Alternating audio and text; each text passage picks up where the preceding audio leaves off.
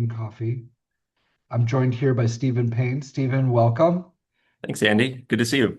Good to see you. I'm Andy Hebel. I'm the Chief Operating Officer and one of the co-founders of Higher Ed Jobs. Um, Today's session is going to be on institutional affordability and the future of student success is the official title. Stephen and I hope to be exploring how colleges and universities are approaching affordability in a rapidly changing higher education landscape. We'll also discuss how institutions can think more strategically about the cost of attendance, financial aid communication, and policies that shape access to higher education. In addition, to students and their families, affordability continues to be a central concern for institutions seeking to expand access and support student success.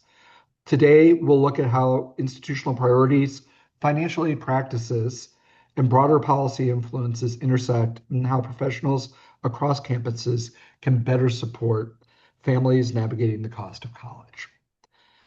With a little bit of housekeeping, I'd like to offer a few quick notes. We're going to do a Q&A session at the end. My colleague Kelly Sherwin is going to pop in with the questions. We've been taking questions from registrants, and I believe there's a place for you to ask questions here. I could be wrong on that, but I do believe, Kelly, if you could pop in here, there is a way for folks to ask questions. Yes, indeed. Yep. Anyone can Okay. enter a live question here. So please go ahead. Great. So we will be taking those at the end to do that. In addition, we have other colleagues from Higher Ed Jobs making sure that the webinar is going to be enjoyable and run smoothly for everybody, but mainly Stephen. We want to make sure he's a good place. And one final reminder, it won't be too long, and the entire recorded webinar of this Careers in Coffee will be available on our YouTube channel.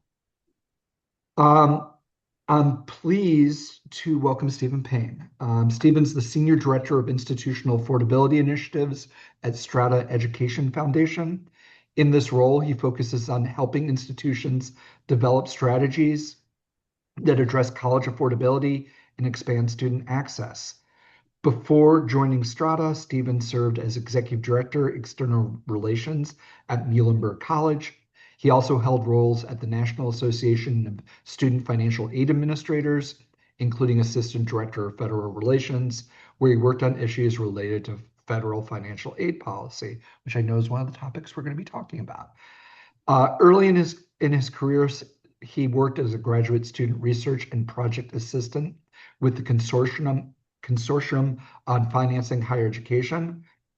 Stephen holds a Master of Education in Higher Education from Harvard University, as well as a dual degree in Education and Public Policy and Communication Arts and Sciences from the Pennsylvania State University. So all I can say, Stephen, welcome. Thanks for joining our Careers in Coffee.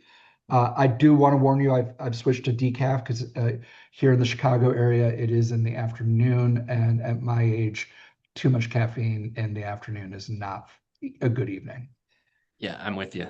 And it's good to be here. Thanks for having me, Andy. Glad you were able to join us. I'm going to jump right into it. To start the conversation, affordability has become a central issue across higher education. From your perspective, why has affordability risen to the forefront over the years? And what is driving the shift in the past and currently? Yeah, great question.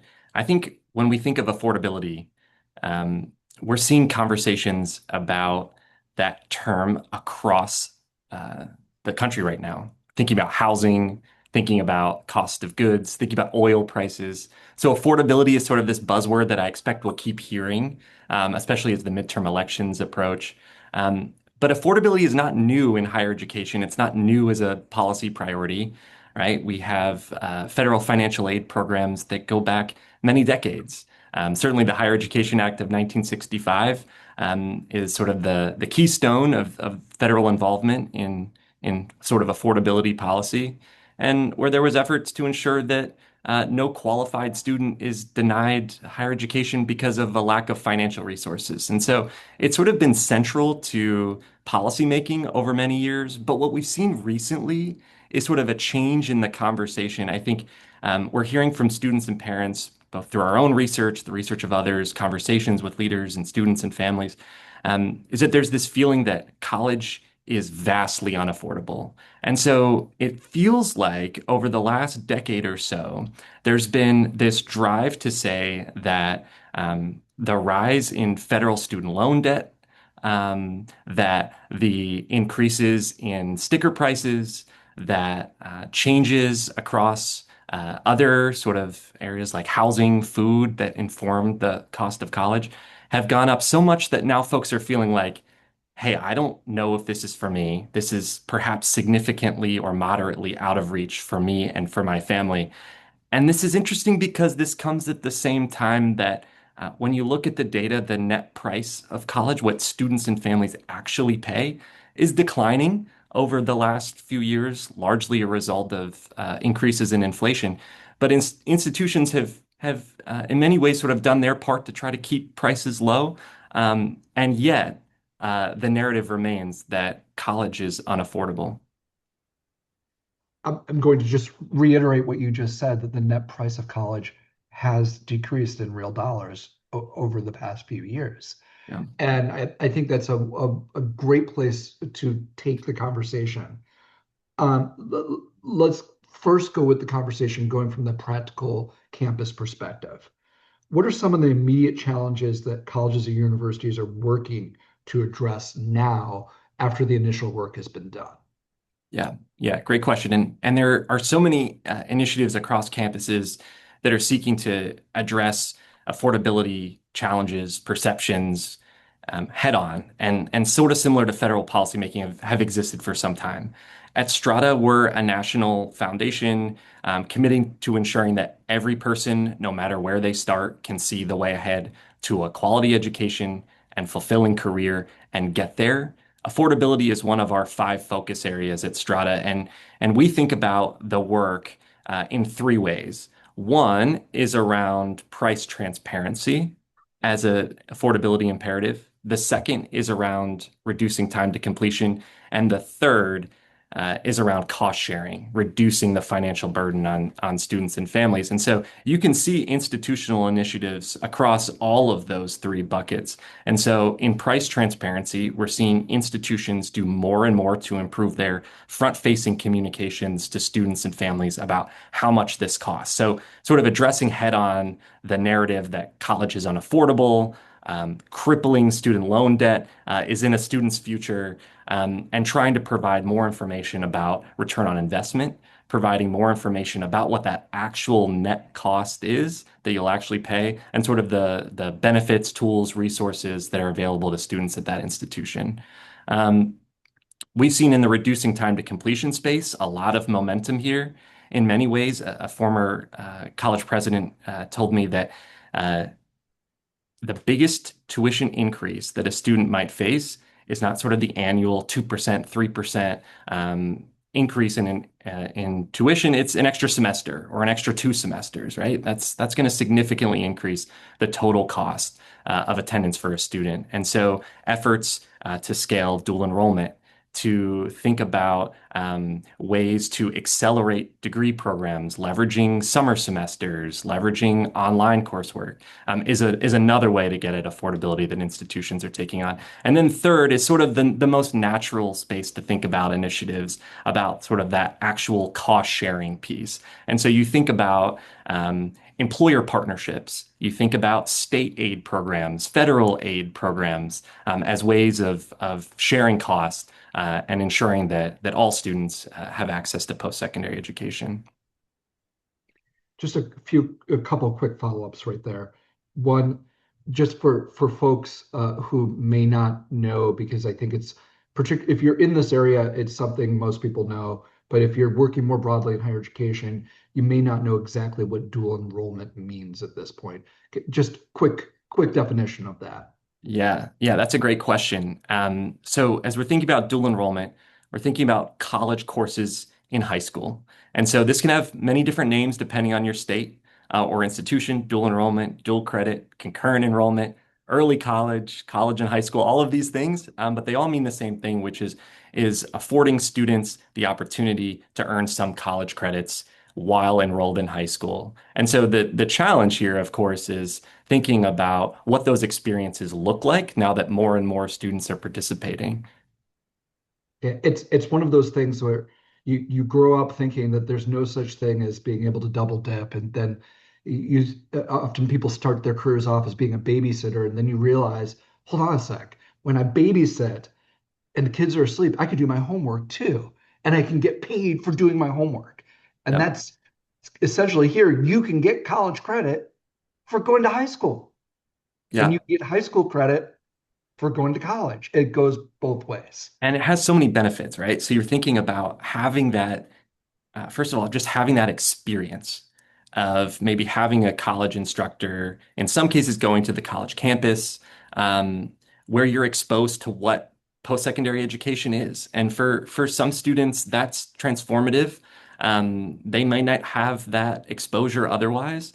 So there's that sort of central piece. And then the second piece is sort of the more practical side of it as we think about kind of reducing time to completion as an affordability strategy, where you're earning some college credits so that, if you go into your program and you end up changing your major, or you have a particularly tough semester and you want to take a couple fewer credits, you can graduate on time. And in many cases, we're seeing students even graduate early because they're able to leverage some of those credits.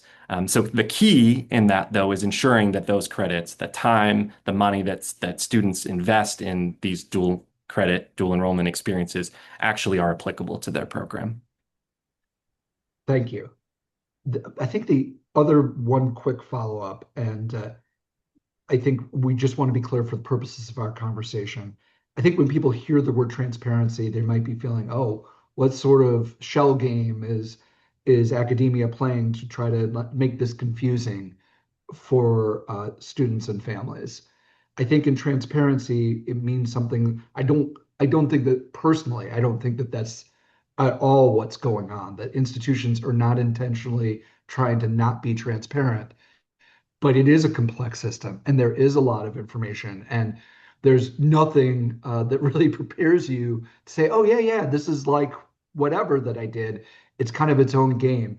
When Strada and you speak of transparency, how would you define that?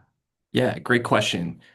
For us, in some of the research that we've conducted over the last year or two in focus groups with students and parents, where we've also done nationally representative surveys, we've done some other polling, and what we've found is that students and families, unsurprisingly, are confused by the process. And so uh, I think any effort that an institution can take to just make the process a little bit more clear for students and families has value and is a step in the right direction. And we know that institutions are working to address prevailing public sentiment around the confusion in paying for college and navigating the process. And so more than 700 institutions have opted into the College Cost Transparency Initiative, which is a national movement led by the higher education associations to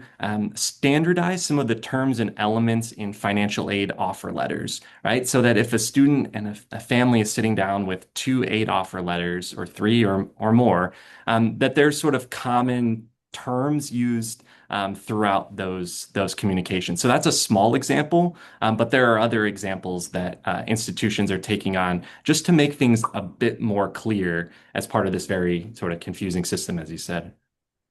And while institutions have been historically independent, there have been things like the Common App, where you're getting to see around these things. Nearly 800 institutions is not a small part of the universe. Yeah. So that's wonderful to hear. Yeah. And I would say I, too, Andy, that you know there are pieces that are within an institution's control around transparency? How are we communicating what financial resources we might have at the institution or that other sources are providing? And there are some pieces that are just out of their control. And so you think about federal and state aid programs, for example.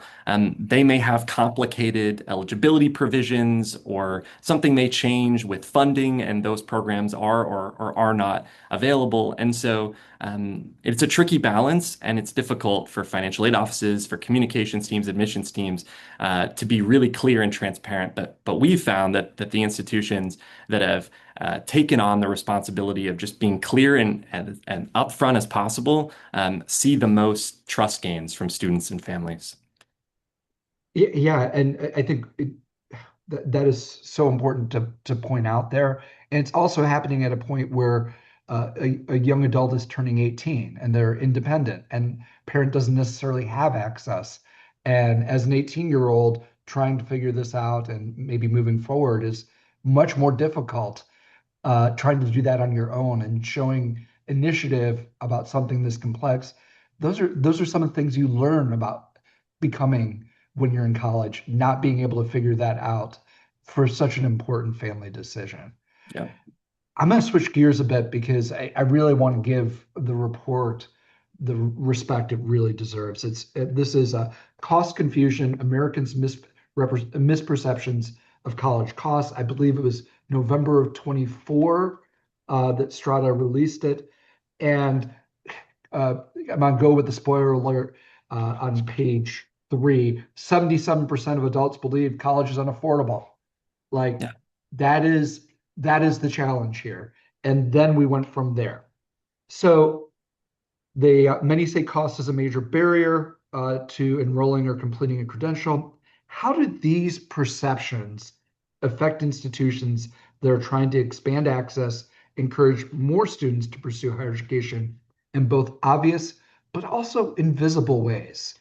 Yeah. Yeah. Great question. And I think folks across campuses across the country are grappling with this perception challenge that we've been talking about through this conversation already.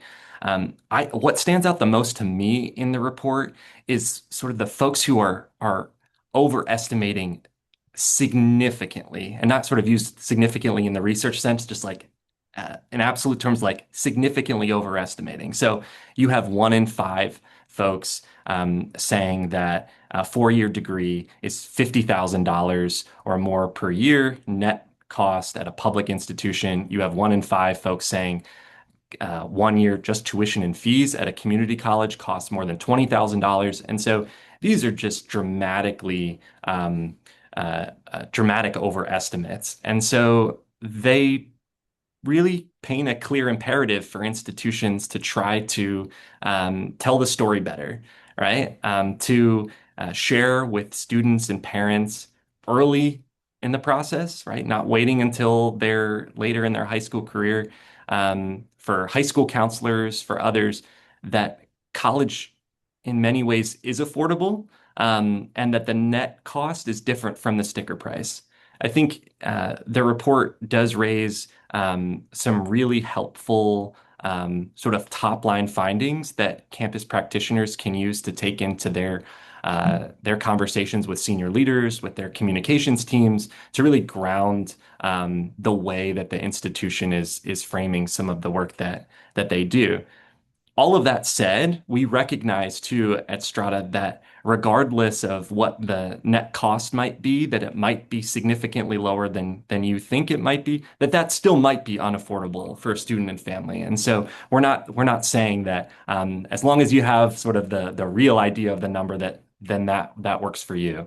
What we're saying is that that's sort of the first step in understanding what it actually costs, and then from there, institutions, states, and others can continue their efforts to reduce that number even further.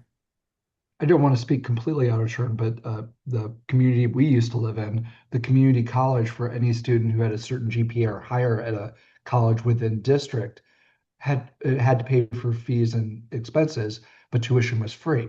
Yeah. Um, there there's so many different things, but it's the invisible effect of these misperceptions that just no one, it's not even worth it. It isn't even there. Just to make sure we get this in here because we do not want to further these misperceptions that the average amount 36% of folks got it right for a year of community college is in the $5,000 to $10,000 band.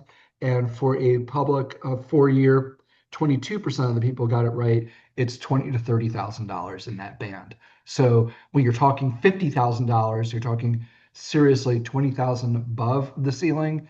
And in the case of community college, you're talking double the ceiling for what some folks 1 in 5 are thinking.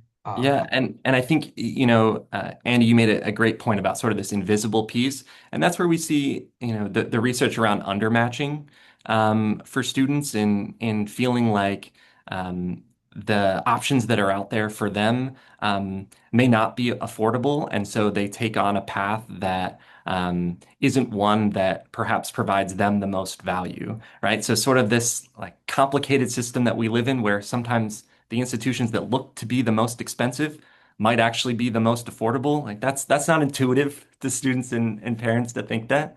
Um, have had the opportunity to work at institutions and with institutions that have set up really incredible need-based aid programs that makes their institution incredibly affordable, perhaps even more affordable than a community college. And community college is doing the same thing.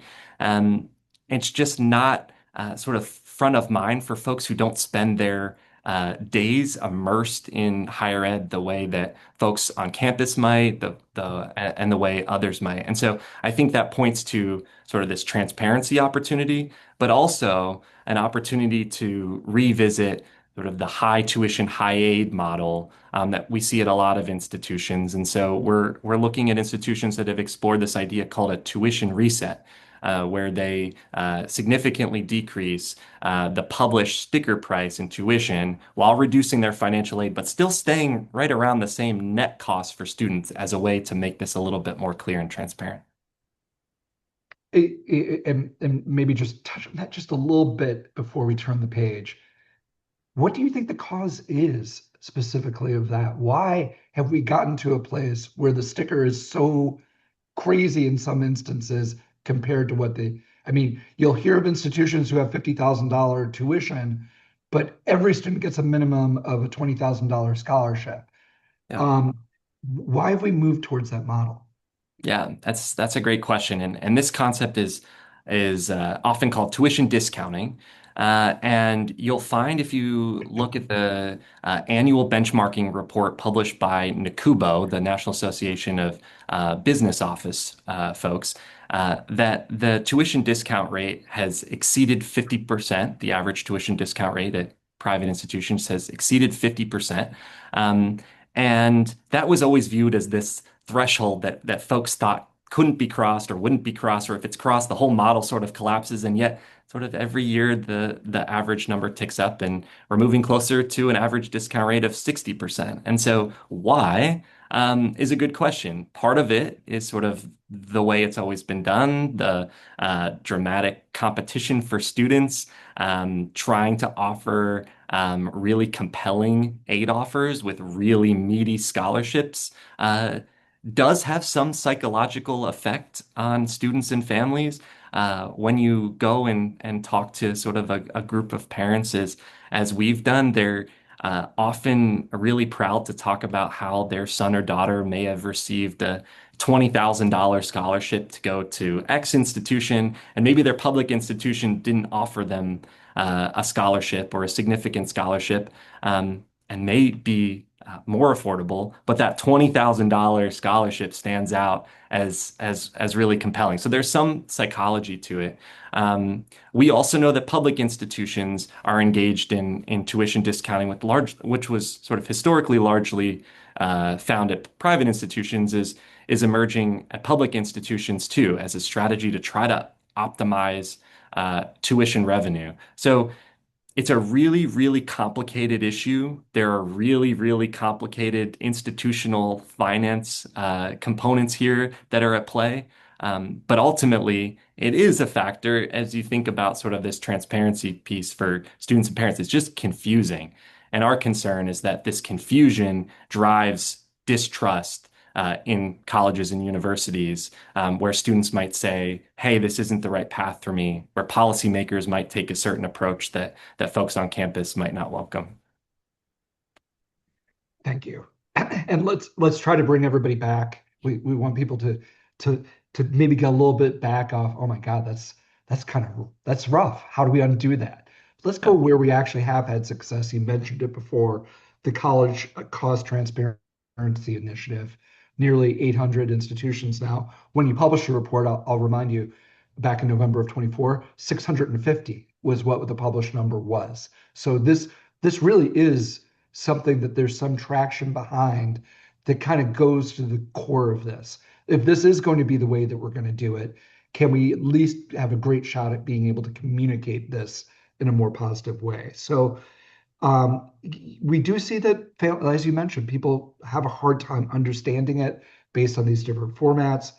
What are, in addition to kind of the initiative, what are other ways that you would advise an institution to be more clear and transparent in how their aid packages work? You'd mentioned some ideas before, but where else would you go with it? Yeah, and that's a great question. And I think what is so great about working towards transparency is that in many ways, it is a low to no cost effort on your campus, right? Other than folks' time and energy to put this forward, perhaps some web tools here or there. Um, but compared to dramatically increasing need-based aid for students on your campus, it is significantly less expensive. And so it's something that everyone can take on today, tomorrow, in reframing websites and thinking about financial aid offers. One other strategy that we're thinking a lot about are early estimator tools. And so this gets at what I mentioned earlier about ensuring that students earlier in their high school experience or even into middle school have a sense that there are robust financial aid resources from federal, state, institutional, private partners on the table. And so the sticker price that you may see when you Google an institution may not be the price that most students actually pay, right? So, and we've seen efforts, even just thinking about Google, where they've revised when you search for an institution that the average net cost now shows up in the little institutional window, not the sticker price. So just trying to reinforce that piece. We'd also say that financial literacy tools for students and families are really important so they understand the offerings that are in front of them and the implications for them. We're seeing so much attention from policymakers on student loan debt, on ROI, that it's incumbent on institutions to ensure that students and parents have a good sense of what they're signing up for, because increasingly institutions are being held accountable and responsible for those loan repayment outcomes, for example. So lots of efforts underway, ranging from sort of low-hanging fruit transparency efforts, but also thinking about these tuition resets and thinking about accelerating time to degree as all as strategies to support affordability. I think it's thank you. I think it's pretty amazing to think of all that was a lot you put on the table. Um, the financial literacy movement of all of that is definitely something you've seen more in secondary schools for really become a part of the curriculum nowadays. How And much in some states required. required? I believe Yep, Illinois, yep. where I'm situated, it's required. In your opinion, um, do you think those financial literacy programs at most secondary schools are actually able to kind of communicate some of these themes that we've been talking about? Or do you think that we can kind of talk the flip side? I don't know. It- have you ever financed a car? If I can ask a personal question. Yes. Okay. And when you finance a car or you buy a home, you see basically disclosures that look exactly the same because of the Fair Credit Reporting Act, that organizations that lend money for those things need to comply with that. Um, I get the sense that financial literacy really is on those core things and not worrying as much about something like this. And I would posit, particularly with cars, but even close to with housing, some of the biggest financial decisions a young person will ever make will be the ones they make between the ages of 18 and 20 as they decide which direction they want to pursue.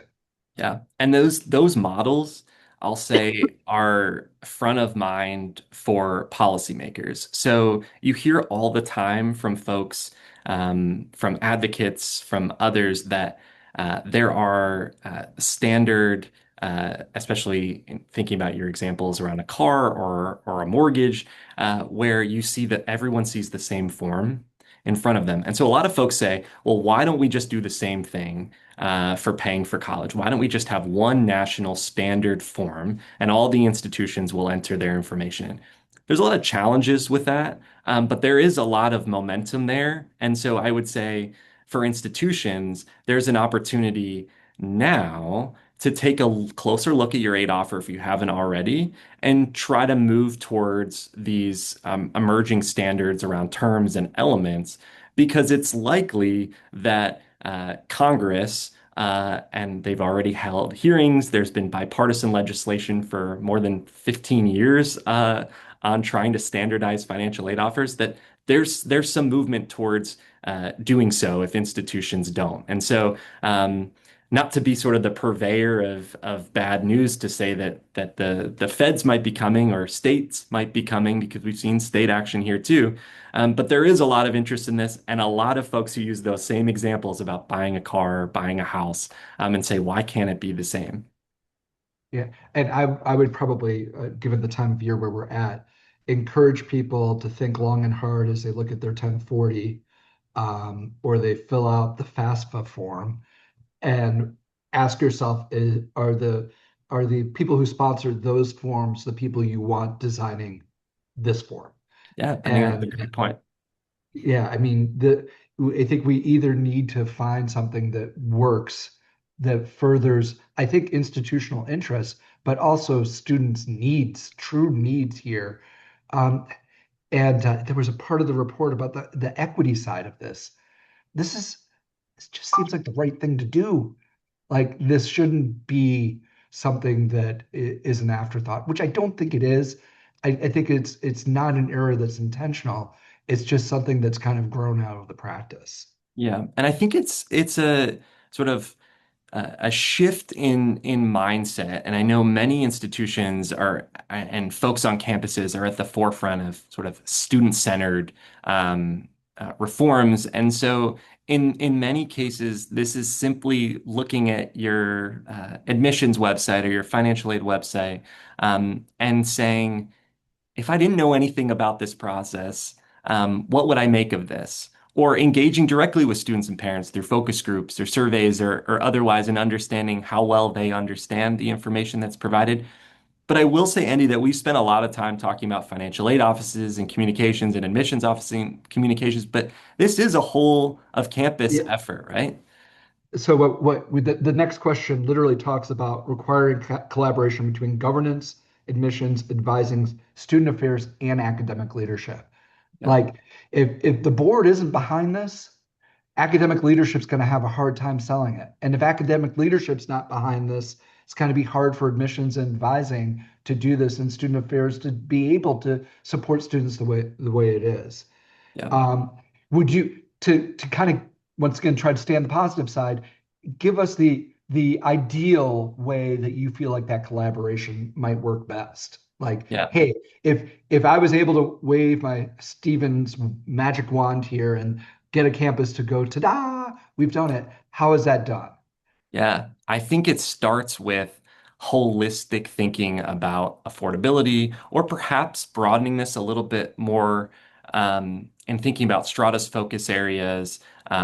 We're thinking a lot about career outcomes, and there is a real sort of ROI affordability strain within career outcomes. And similarly, outcomes aren't just the responsibility of career services, right? So there's some similar themes here where there really requires senior level leadership setting an agenda for the campus and for folks across campus to reflect on their role in that priority. So I think about in affordability, you think about faculty members who closely engage with students on such a regular basis. So their understanding of their own institution's financial aid practices or resources or tools or food pantries or other basic needs supports have such an important role to play. A syllabus can house information about available services for students that they might be unaware exist or too afraid to ask about. And so there's often that really close relationship with students. Same is true with advisors. You think about faculty members can choose to use low or no cost course materials. You think about folks who are engaged in student affairs or advising to think about connecting students better to the Career Center, ensuring they have a chance to take on a paid internship experience. So there are so many different approaches to thinking about affordability beyond just sort of the natural, like, well, that's just the responsibility of the financial aid office, and they got it taken care of, and I'll keep on keeping on. It really is a whole of campus effort. Yeah, the whole hand has to appreciate all the fingers.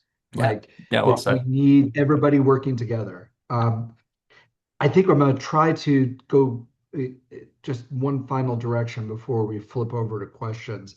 And let's kind of look at the policy side and kind of what's next. I know there's some stuff you all are real excited about happening, particularly around, I mean, the magic number of 120 that we're going to kind of try to dispel a little bit of a conversation about. But you've had a background in federal relations and higher education policy.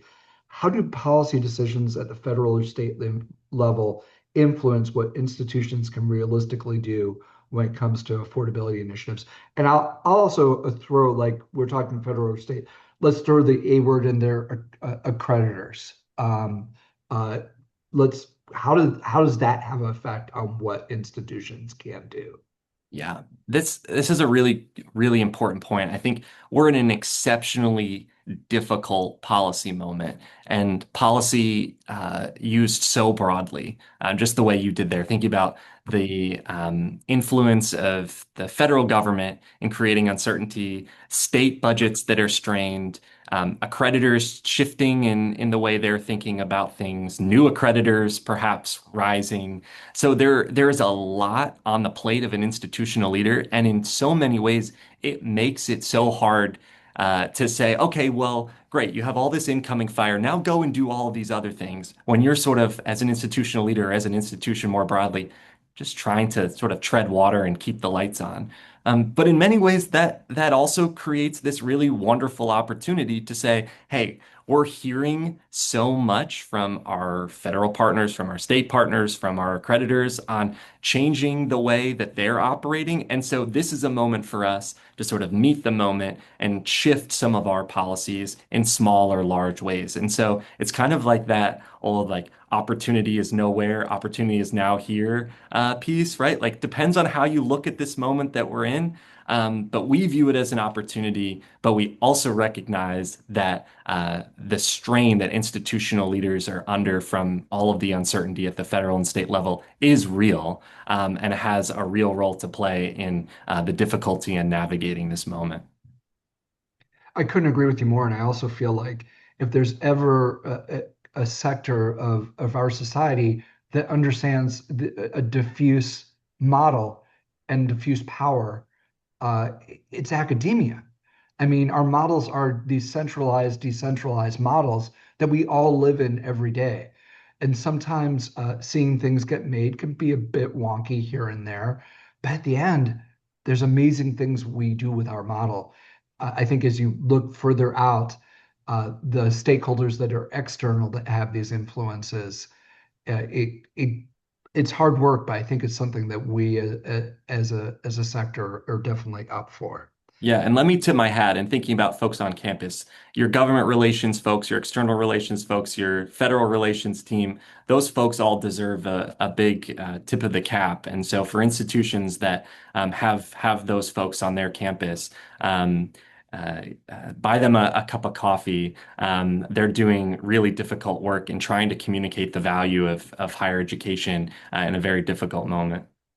Yeah, and maybe I'll go for the even bigger try here. Those folks often work with staffers in Congress, I know saying, hey, cut some slack to your representatives and senators maybe is not a popular position. That's not what I'm saying here. But do know that if you're interested, letting the staffs of your elected officials know about how you feel, definitely if you want to do something, that is something that they will listen to you all day. And they, in many instances, are much more knowledgeable about these subjects than you would think they are. The staffs work hard. They work with those government relations folks to keep them well informed. And your vote means a lot to your elected officials. And if you're willing to take the time and let them know how you feel, uh, you should be doing that. So, Yeah, absolutely. um, I kind of teased it with the 120. I don't have a formal question around it. When we had the kind of the our first meeting prior to this and got introduced to each other, you really talked about 3-year degrees and the ideas of it, and handed along an AAC and U report about the 3-year option. Can you set the table for folks, and we'll close on what's going on with 3-year degrees? How do they work? And tell me, like, I think they just kind of figured out who the inventor of Bitcoin was. Who was the inventor of the 120 credit hour bachelor's degree? So, like, that person seems pretty anonymous to me. And I know there's a lot of undergrads out there, or those of us who've gone through or undergraduate torture in some ways, who would love to know who that is. Yeah, I would say for folks listening and joining this conversation, that the 3-year degree is one of these trends that we're seeing a lot of momentum behind. That it would be really good to at least have a cursory understanding, and you might hear about it on your campus from leaders, or you may already be encountering it on your campus now. What we've seen over the past 2 years is the permission structure from accreditors to allow institutions to dip below 120 credits to offer what are truly 3-year degrees. And so these are somewhere around 90, 96 credits. And for a long time, accreditors have required a bachelor's degree to be at least 120 credits. And so this shift, this opening of the gates is really, really significant. And we're seeing more than 70 institutions announcing that they are developing or have already launched a reduced credit bachelor's degree.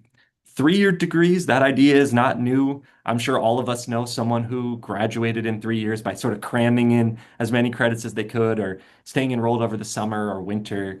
But what is new is this sort of reduced credit approach. And so for us, as we think about reducing time to completion as an affordability strategy, we view the 3-year degree as a promising intervention to explore.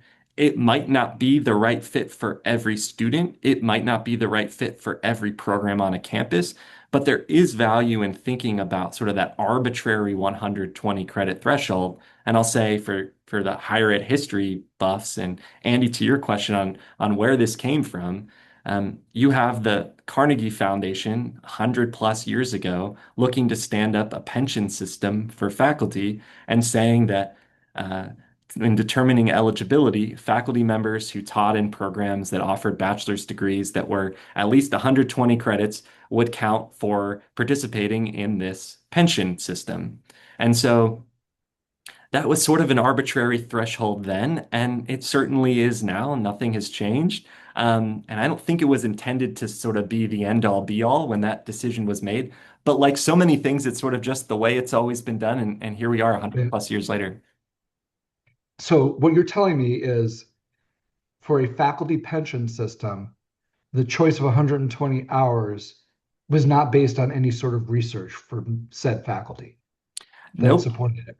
Nope. And it's there's some interesting reports that the Carnegie Foundation for Teaching and Learning have put out and sort of outlining the history of the credit hour and the 120 credit threshold that I would point folks who are interested in reading. But yeah, it really speaks to these systems, sort of like In the K-12 space, there's this idea of the grammar of schooling, the way it's always been done, and like the rules, and like a classroom is this size, and we have subjects, and you go from class to class, and these ideas that aren't interrogated all the time, but perhaps should. And so for us at Strada, we're thinking a lot about exploring these models and trying to better understand how employers are thinking about a student who has a reduced credit bachelor degree. Does that close off any opportunities for them? Or perhaps it gets them in the workplace faster and it's more compelling for an employer. We're interested in thinking about sort of the graduate school side and ensuring that students have opportunities available to them should they want them or need them. But we feel like an institution that takes dedicated effort to redesign an academic program to say, we are going to fit in all of the required information needed for a cybersecurity program or for a drone science program, and can fit that into 90 credits or 92 credits.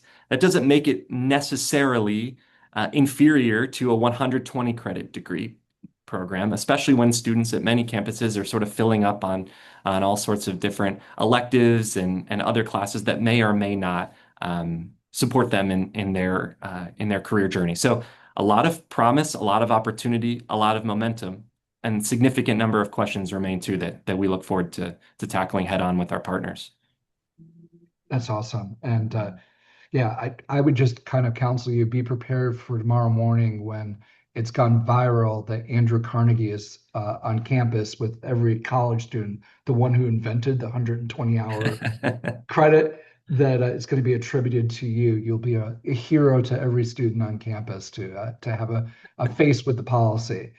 Um, well, thank you. This kind of concludes our formal questions. We have a little bit of time now for Kelly to pop in and see what you all have for Stephen. Thanks, Andy, and thanks, Stephen, for this great conversation. So, like Andy said, that we solicited some questions in advance, and the first question from our registrant is, in what manners do students have more opportunity at affording college than years before? So it's kind of a two-part question. So first part, in what manners do students have more opportunity at affording college than before? And then the second part is, how do we plan to afford students from traditionally underserved neighborhoods and populations the financial ability to succeed in higher learning? So, Stephen, do you have any thoughts on part one or part two? Yeah, those are critical questions that I know that campus leaders are asking themselves every day. And as I mentioned, they sort of have been the bedrock of our federal and state financial aid systems for so long. The challenge now, and when we're in this moment where folks are questioning the value of higher education, where ROI is increasingly part of the conversation, where AI is emerging and creating all these questions about what skills folks will need to navigate the future of work. That there's some erosion in sort of our longtime commitment to access. And so there's an opportunity for all of us to continue to reflect on ensuring that all students, no matter where they start, have the opportunity to pursue post-secondary education. And so that may vary depending on your state or institutional context in thinking about increasing need-based aid or increasing high school outreach programs. And so all of those are more important than ever while facing more threats than ever in terms of funding cuts, in terms of policy shifts here in Washington and elsewhere. So it's a really difficult time, but that work is more important. I'm probably going to take that a little bit in a different direction than Stephen to Right. just kind of add on to it. I completely agree with Stephen's perspective, but I think when you look at the iniquities in our society that are systemic nowadays, and you look at the American promise, this is at the core of the American promise. It's the what should be the welcoming part of a person to adulthood as a chance to succeed in society. I think for me, we at institutions have the ability to share that and find pathways to yes for every student who has interest, as opposed to um, pathways to I don't know if we can make that work. There's a lot of institutions out there, and there's a lot of institutions, if you're a student, that you probably can go to in an affordable way for you. Our job is to keep telling that story. Our job is to keep saying, how do we get to yes? And there is no one recipe for success.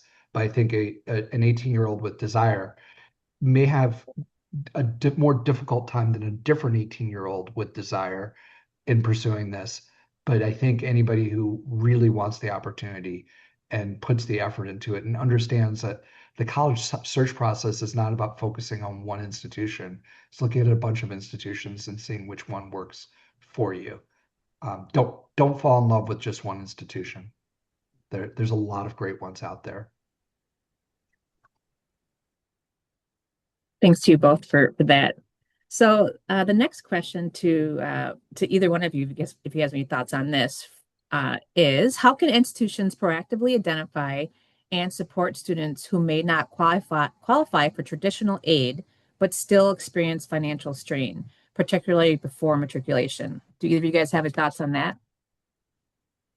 This is a real tough one that I know that institutions are grappling with, and the current policy headwinds make this really, really tricky to think about. There are so many sort of local contexts that change this too. I think about the number of institutions that have partnerships with community organizations, with churches, which with so many different folks to try to think about the sort of direct community needs where an institution is housed. We're seeing more and more institutions think about opening their gates wider and wider and being really embracing the centrality of an institution of higher education to their community. And I think that this is another case of that. I don't have sort of a one size fits all solution or answer on this one, but it's one that is really challenging. That really good work is happening from organizations and advocates. Andy, do you have anything to add there? I'd echo what Stephen said. I guess I wonder, Stephen, sometimes with some of these questions, and not specifically this one, I sometimes get the sense that we keep finding the exception to the exception to the exception of the rule. There's a lot of options before you get to where this point is. Not that this point does not happen. What's your sense of just a person who's completely off, is not able to get any sort of qualified financial aid, truly has financial need? Is that something that schools have lots and lots of, or is that kind of, and then I agree with you, looking absolutely to nonprofit organizations, community leaders, community foundations, about what other aid opportunities there are. That's a great way to go. But it seems like most kids who have financial need can be identified as having that financial need. Absolutely. And there are so many um, resources available from the federal financial aid programs, from state financial aid programs, from institutional aid programs, local, potentially if it's a community college, um, that a student should talk to their financial aid office and call those folks or go in or email them or chat them, whatever way, and explain your situation. And those folks know how to help. And so if you're not eligible for federal aid or if you're not eligible for federal and state aid, they may be able to point you in the right direction based on sort of your personal situation. And so, Andy, I think you're spot on in emphasizing that in many cases there is a way. And so it's sort of incumbent on us then as an institution to help students find the way. The student shouldn't feel like they are the one who has to find the way. But there are folks on campuses all across the country, some folks who I'm sure are tuning into this conversation who are in roles supporting and guiding students and helping them achieve whatever post-secondary education and training journey they're seeking to. Stephen, I think you just touched on a little bit where this next question is going, but I think we have time for one more question. So I'll see what your thoughts are on this. The question is from an administrator. And they said, how do we steward affordability from the point of view of an administrator that is towards the bottom of the institutional food chain, having budgeting and financial responsibilities? Yeah. Yeah, this is such a great question and speaks to conversations we have all the time in the Strada offices and conversations that I had while working on a campus and at an association of institutions. There really is no one answer in terms of should these reforms or intervention solutions come from top down or bottom up, and in many cases requires both. Where you need folks on the ground who are driving campus leaders towards meeting the needs of students that perhaps they might be closer to, right? So you might have a very front-facing student financial aid counselor who is not the vice president for enrollment management, but that person has the privilege to hear from students on such a regular basis and hear from families. And so elevating the voices that you're hearing to your leadership is one small place to start. But recognizing that as a sort of front-facing person, you might not have the final say on this policy change or this program. So that clear line of communication is so critical. And then it's also incumbent on institutional leaders at the top level to sort of meet the moment, as I said earlier, in hearing from policymakers, from students, from families, their clear, very clear statement that the way we pay for college and navigate college is confusing, and may lead them to make choices that we don't want them to make about not enrolling or enrolling at a different institution or trying to work part-time or do things that might not eventually be in their best interest. And so it's incumbent on all of us. We all have a role to play in all of our variety of seats, and it requires sort of that bottom-up approach in making it happen, in lifting the voices of students, and then also that top-down piece of ensuring that there's alignment across campus in meeting this promising, exciting, scary, challenging, difficult, opportunistic moment that we're in. Thank you, Stephen.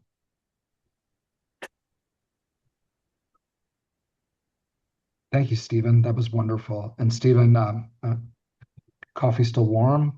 Is it doing okay? We're doing good. We're doing good here. Okay, okay. Well, thank you so much for those insights, and I hope folks enjoyed the conversation as much as I did. I'd like to just kind of close with thanking Stephen first and foremost, and I'd like to thank Strada for this wonderful report that really brings some important information that I would encourage everybody to really take a look at and spend a few minutes with. I think it's something, if you work on a college or university campus, this is essential reading. I'm going to Andy, could I close. make a quick plug too? Sure, We have sure. a report coming out in the next few weeks that will provide even more color on this conversation based on some nationally representative surveying of students and parents, some focus groups that we've done, and some work with enrollment management leaders. So stay tuned, strata.org. We have a newsletter.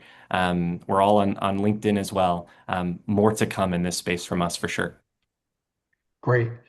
And I'm going to point out, Stephen, one of the folks who's listening is going to be able to get to read that report with a cup of coffee from us. Just reminding you, this is Careers in Coffee. We do drink coffee, but we also make sure that one of you gets some coffee too. So we'll be selecting a winner and be sending some gift cards out for some coffee in the not too distant future. So I guess that's a good pairing with the Strata report is a good. Yeah, I love that. I love Yeah. that. So thank you for being here. Look forward to having our next conversation, Stephen.